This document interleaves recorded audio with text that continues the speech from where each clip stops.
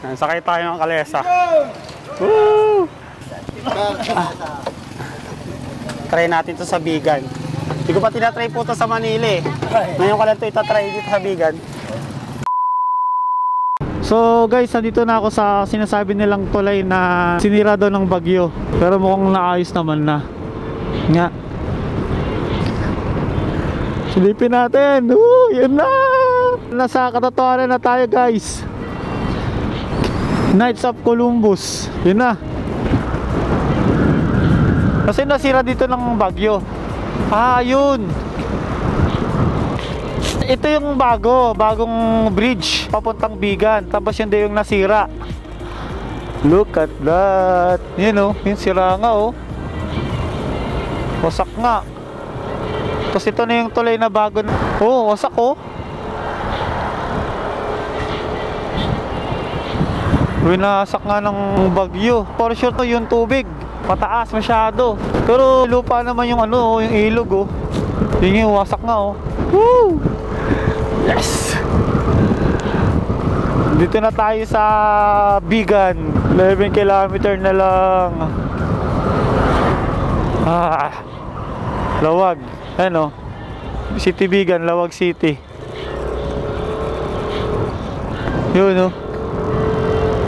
Nakuhaan ba? Sana nakuhaan. Nice, nice. Yes! Woo! So, ang target ko na lang ngayon 7-Eleven. So, kayo makapagpahinga tong motor na gamit ko eh. Kasi baka masira yung belt. Baka napapagod na. So, kailangan ko na ng 7-Eleven para makapagkape ako.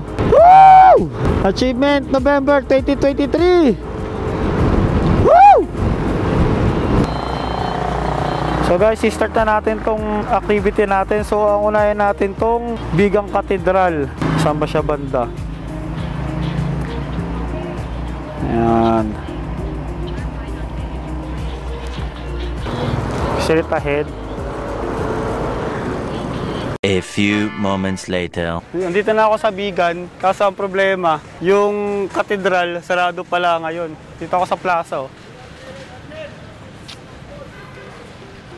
So sabi sa akin ni Kuya yung nagwawalis, sakay na lang daw ako ng kalesa, 200 pesos yung bayad para ikot ako sa mga tourist spot nila, no? So tara, sasakay ako ng kalesa. So ang dami kong bitbit to. Kaya yung available na hotel pa na mapupuntahan ko is 2 PM pa eh. Dahil no choice, sakay tayo ng kalesa, no? Para ikot niya tayo.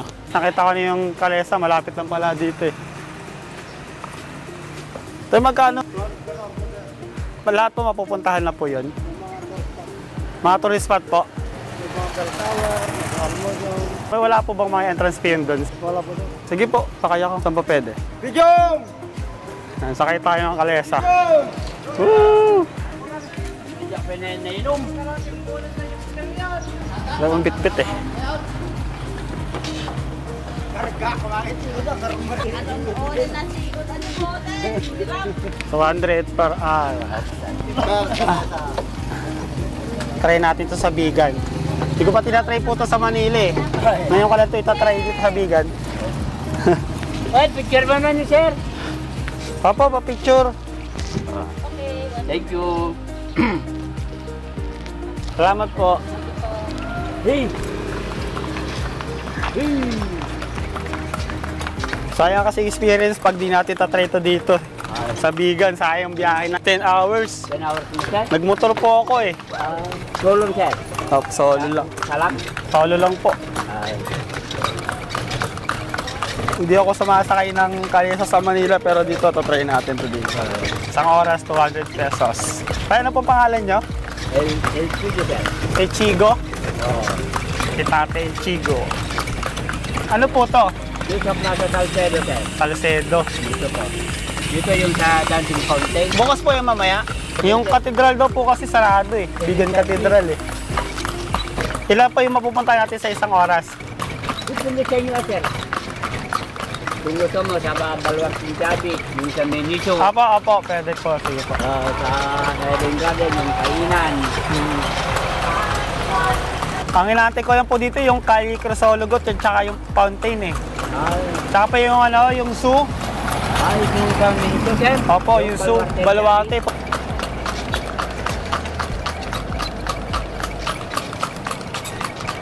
Yung kabahay ni tatay. Eh. Ito yung tower bantay. Oh. Nandito yung sa listahan natin eh. Ang sa listahan natin ay Bantay Charts Bell Tower. Uy, si tatay sa pupunta. Diyan ka lang tayo, gamit ko ha. Lagagi. Bell Tower. Saan yun? Yun. Ang Bantay Watchtower. Ito yung ginagamit ng mga Pilipinong sundalo kapag may kalaban na darating.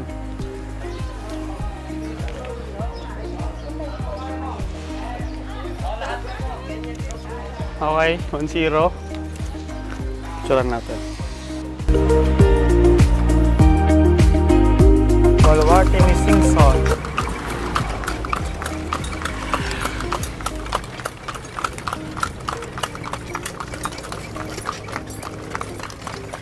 Pasok na tayo. Yan ang Baluarte. Ang kabayo natin. Kabayo! So yun, nandito na tayo sa Baluarte Zoo. Entrance fee ba? Sir, meron po ba entrance fee? Meron po.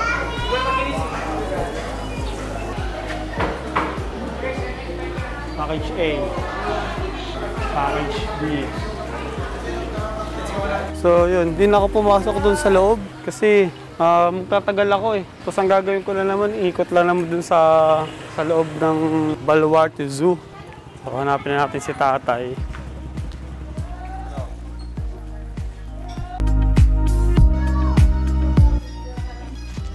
Hidden Garden dito sa Bigan City.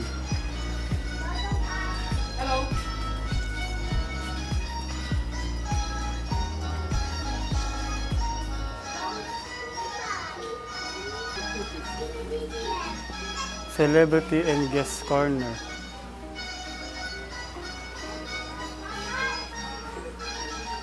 Libre daw dito. Discover the place, Hidden Garden. So, puro halaman. May restaurant din pala sa loob. Kaya siguro libre kasi pwedeng kumain sa loob. Sinanglaw. Puki. Gustos. Yan. Galing. Hindi mo na kakakain. So, balik na tayo dun sa ating pinagmulan. Dahil nandun yung motor natin. Restaurant pala ito. At least alam nyo na, pag pumunta kayo sa Bigan, alam nyo nang may kainan dito sa Hidden Garden. Thank you po. Sa halagang 200 natin, napuntahan natin 3 lang. Hidden Garden, Baluarte, tsaka yung Bantay Tower. So, sabi ko kay Tata, balik na dun sa pinagmulan. Tay, balik na tayo dun, Tay? Sir, Balik na po tayo. yung sa iba ko, sir. Saan po? Jar Factory. Yung pagdaramid ng mga paso. Sige po. Yung Ay, sa may natin jar. ng motion, sir. Hindi na? Hindi na po. Kahit yung last na lang po yun. Yun, yung Jar Factory pala, yung sinasabi nila. Hey! Dito yung Jar Factory nila. Dito daw gumagawa. Kaso, nasaan? Baka may aso ha. Saan yung gumagawa ng jar? Nasa labas? Kung wala pa lang. Ito pala yung gawaan. Kasi walang gumagawa. Ito ata yung tradisyon na gawa ng Jar Factory ng Bigan City. Ito yung sample. Yun na lang. Sample na tignan natin. Dito tayo gagawa. Baka tumagal pa tayo. So, ang mangyayari, nakaupo kayo dito. Then, tignan nyo yung gumagawa. Pwede kayong gumawa sa Jar Factory na yung tubig, yung putek. So, sana bilhin natin. Yes, sir! Yan na lang. Pangalabigan. Nadaanan namin yung kali yung Sologo. Babalik ako dyan mamayang gabi. Pwede pala lakarin. Oh, daan lang. Bata, daan lang. Sakto pala, dito ako nag-park eh. Lakad, sobrang lakad lang pala eh. Sa parking area ko eh. Anong sasakyan niya, sir? Motor po. Saan? Andun po sa dulo. Pero okay lang po, kahit dito na lang po.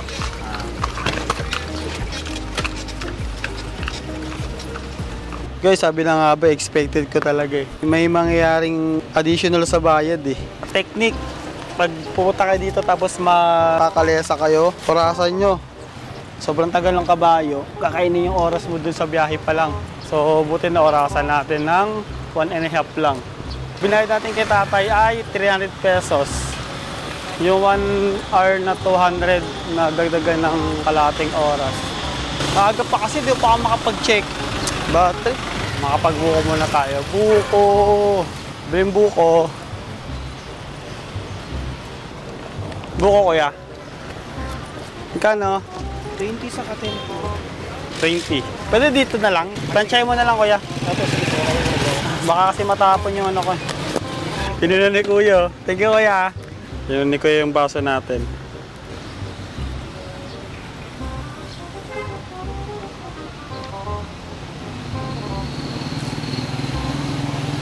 Kuya, thank you ulit.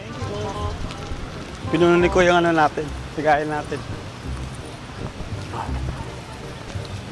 Dahil pantay natin eh. Buti hindi ko pinapuntahan yung museum kanina. Kung pinapuntahan ko yun, edi aabot yun ng 2 hours. Di 400 din yun. Sabagay, yun kasalanan ko din. Sige. So yun, bumalik na ako dito sa point location ko, no? So antayin ko na lang na mag 2 or 1 PM pupunta na ako dun sa hotel para maka-check-in. May na lang.